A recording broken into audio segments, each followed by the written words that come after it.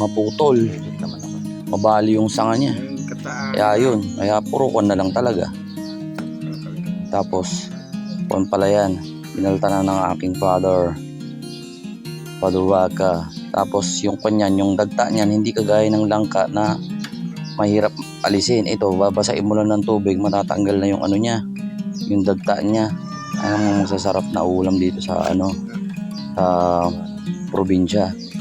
Fresh na fresh, kakukuha mo lang. Hindi kagaya sa matagal lang nakuha, mga bumibili, tapos tsaka mo lang lutuin yun. Medyo lanta na siya. Ito, matamis-tamis ng yung lasa niya.